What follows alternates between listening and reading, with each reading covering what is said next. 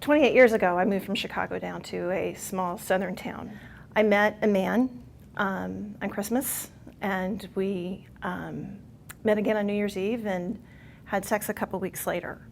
I did not have access to birth control at the time, and what was one chance meeting turned into a pregnancy.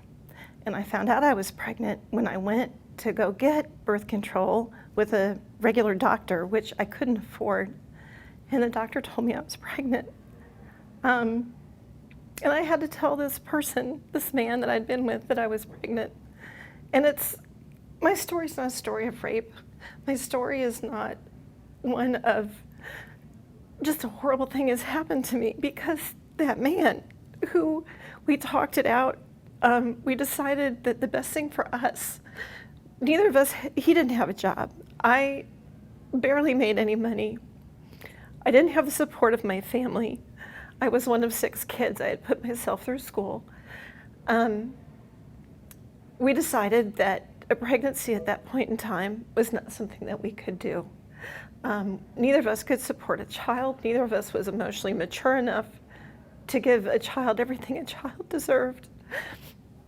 I married that man a year later, and we have 3 just outstanding children.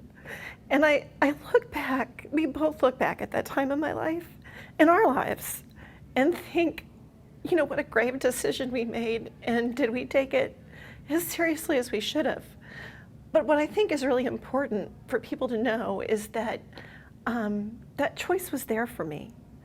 That choice to live the life and have the means to raise a family later was available to me because of all the women before me who fought for this right to have those reproductive choices. Am I proud of that decision? I'm not. It was my decision. If my daughter, who's 23, would come to me today and say, "Mom, I'm pregnant," of course we would tell her, have the baby, you know, and I would tell her my story. She's not heard it. We would help her support it, but guess what? It's not our decision, it's hers.